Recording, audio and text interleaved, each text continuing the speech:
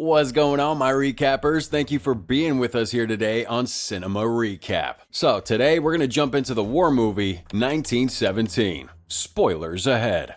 April 6th, 1917 are the big words that appear right away, and I'm already starting to feel the suspense. We come across an innocent enough field and a few soldiers having a lovely nap. Their sergeant comes along and kicks them awake. He says to pick a man and bring your kit, whatever that means. The two of them head off and one reads a piece of mail. His dog's having puppies. I suppose that's the type of news you'd expect to get when you're in the military. They talk about how hungry they are. At least one of them has some bread and ham. A true delicacy in that situation, probably. Apparently they were supposed to be leaving in the next week, but the one on the left, Blake, had his leave canceled. Man, that's depressing. It's easier not to go back at all. They both have a feeling that something is going to happen soon, since they were supposed to be home by Christmas.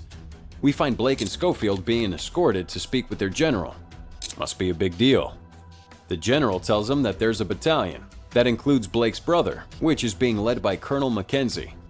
This colonel thinks that he has the German enemies on the run, but their team knows that it's a trap. Apparently, it's up to these two guys to deliver a message calling off Mackenzie's planned attack so that they don't get destroyed. They're given instructions on which route to take and assured that they shouldn't meet any resistance. Something tells me that that's going to be the opposite of what happens. Schofield feels like they're being sent into a really messy situation, and he's probably right. Blake seems to think that he just needs to follow orders. His brother is also part of the troops that might get slaughtered, so it makes sense why he's in a hurry. Blake gets some cardio in. Jeez, that trench is freaking long. He looks like he's gonna cry when his rush gets him yelled at for pushing a wounded soldier out of the way. They finally make it to a healthy, sketchy-looking part of that trench. It was blown to pieces during some raid, and a bunch of men died. For God's sake, careful there. You're stepping on the dead. Yeah, let's not step on any of the dead. They look for a man who's already dead, so they find his replacement.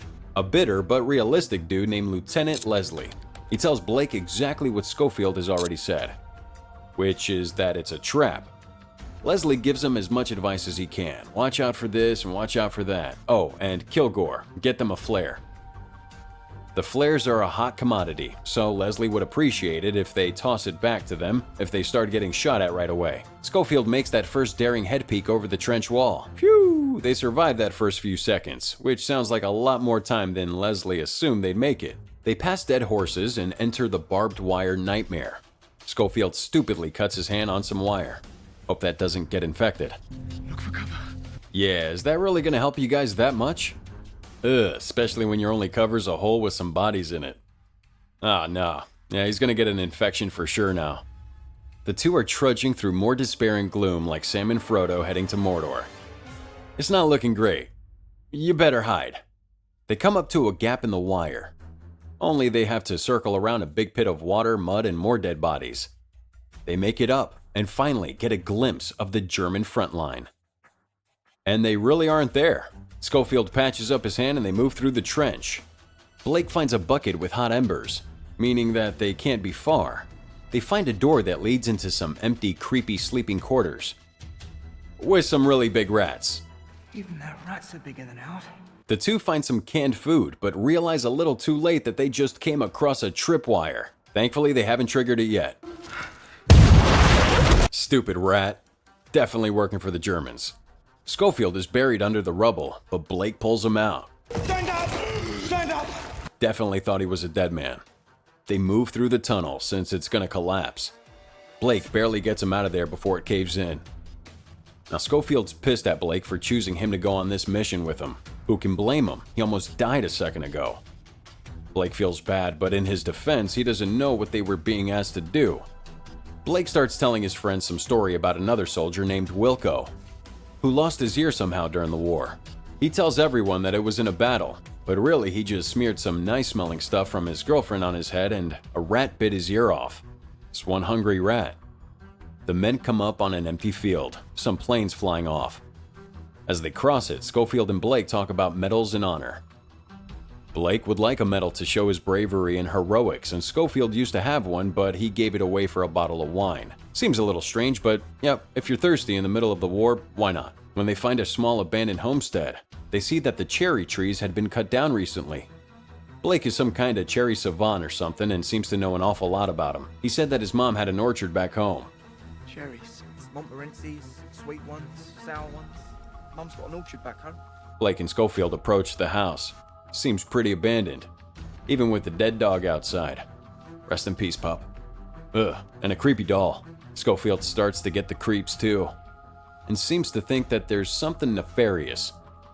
One single crow left standing, and a bucket of milk. Starting to get a feeling that Schofield's right. Planes are circling in the distance again. An enemy plane is being shot at by two English ones. With all that area around them, and the planes head right towards them. Being the nice gentlemen that they are, Blake and Schofield pull the German pilot from his burning plane, and he repays the favor by stabbing Blake in the gut. Blake can't seem to bring himself to stand up or travel, dying in his friend's arms. He made Schofield tell him the way to his brother's battalion. We have to find your brother. You'll recognize him. I'll find the second, and then I'll find your brother. The second Devons, before he passed. Because that's what he wants to do right now, recount directions while his buddy's bleeding out. Well, Schofield has a journey ahead of him now. He's getting ready to bury his friend when some allies show up randomly. Seems they saw the smoke from the plane crashing into the barn. It's a whole bunch of guys too. The new man Smith seems like a good guy. The dude leading the group is a bit whiny, screaming at the men to move a tree so they can get by. Everyone has somewhere important to be in this movie. Schofield hitches a ride with him to get to his next destination. The other soldiers seem to have an interesting sense of humor. One never let standards slip. All down his back.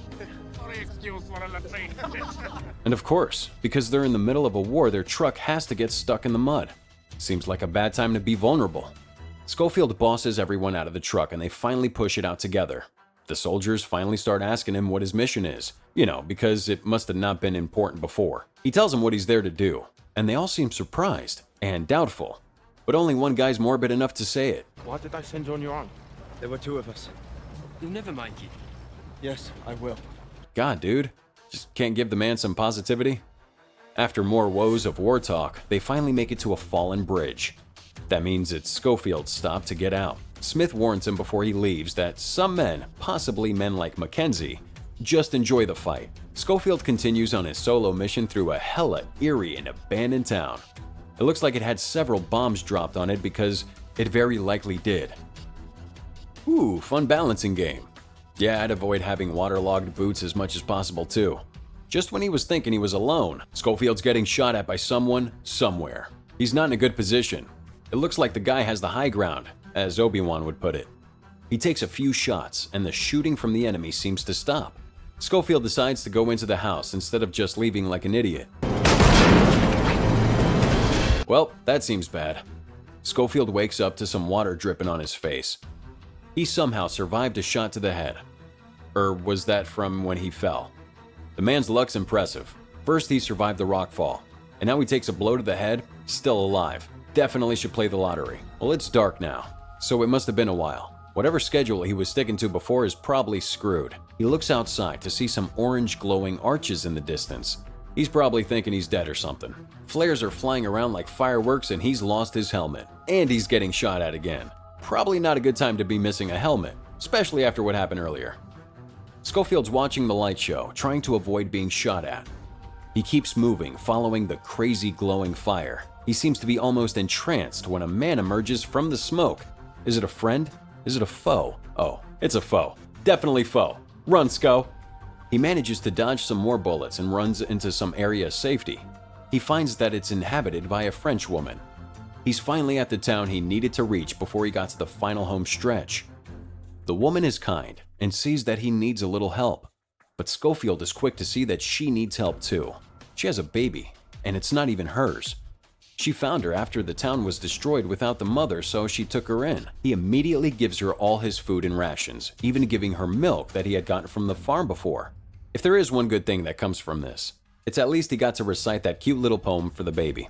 They went to sea in a sieve, they did, in spite of all their friends could say. In a sieve they went to sea. She tells him that it's morning, and that he should wait until dark so the soldiers don't see him. No can do, lady with a baby. Schofield's got places to be. Wait, I thought she said it was morning. Well, it's completely dark, so at least there's that. You know, minus the giant glow from the fire. Schofield was trying to sneak around, and instead walked right into a German. They really need to stop being so trusting of these guys. Sco chokes that guy out, and his hungover partner barely notices. He runs past him and ends up dodging more bullets. He leaps over an edge, plummets into the river that the Frenchwoman said would take him to the forest he needed to get to next. By another stroke of dumb luck, he manages to survive the river swells and waterfalls trying to drown him. Well, he may be alive, but he's lost literally everything, including weapons and gear. Cherry blossoms. Those are pretty. Oh, that's not. Sco has to climb over a river of dead bodies to get to that shore. Yeah, nah, good time for a good old mental breakdown cryfest. It's been a rough 24 hours, so Schofield notices that he's made it to the forest. This might be the most peaceful part of his whole journey. He finally gets to enjoy a little stroll through these woods instead of getting shot at or drowned. Then he sees some men in the distance. They're all disturbingly quiet. It's because they're listening to someone sing a hymn or something. I guess in this situation, finding some solace in the little things goes a long way. I am a Ecoust. I'm traveling through toil nor danger. Schofield walks up, sits down, no one even noticing him. You all right, pal? Well, he's not one of ours. No kidding, he does look like a corpse warmed over. He mumbles that he has to find the Devons, only for them to tell him that's exactly who he's already found. They tell him that they're the second wave and that Colonel Mackenzie is just up ahead on the line. Finally, Schofield's made it.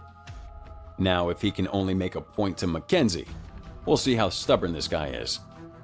Schofield pushes his way up to the front, screaming and asking for Mackenzie. Explosions are going off around him like a crazy action movie. Everyone keeps saying that he's just further up the line. How long is this dang line? It looks like Schofield's too late. The men are already running across that field, but he's still going to finish what he came for. He power runs down that line, trying to find that damn Mackenzie dude. Finally, he makes it to the bunker where the colonel is, but they won't let him through. Well, Schofield isn't going out that easy and just pushes by. He finds Mackenzie. Wait, Doctor Strange? He tells him that the general has commanded them to withdraw and call off the attack. I have orders from General Erenmore to call off this attack. Turns out that Mackenzie doesn't think that's the play, almost like Smith said. He thinks that they're close to victory, and going now is the only way to win. Schofield breaks the hard news that this was a trap by the Germans all along. He finally reads the letter, calling the stand down. Whew! Schofield's mission wasn't in vain. At least someone appreciates the efforts. There is only one way this morning. Last man standing. Have someone see to your wounds. Schofield's next mission is to find Blake's brother. The same man tells him that Blake went across in the first wave, so it's not looking hopeful to find him. No one knows where he is, and at this point, Schofield's annoying everyone by asking. Is Lieutenant Blake here? Move on, Corporal. Lieutenant Blake! Has anyone seen Lieutenant Blake? Schofield finally finds him. He looks familiar too. He has to break the bad news to him that his brother didn't make it. And we're cutting onions. Schofield tells him that he owed his life to his brother, and that he wanted to write to their mother. Sco finds a tree. Must remind him of his friend talking about the cherry blossoms. He sits down with some really emotional music playing.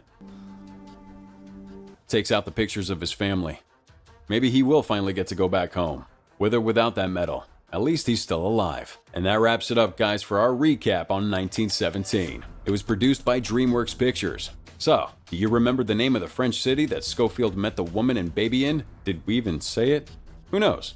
Leave your answer below in the comments with the hashtag #CinemaRecap. And of course, please, don't forget to like if you felt it and subscribe to the channel if you haven't. As always, guys, till next time.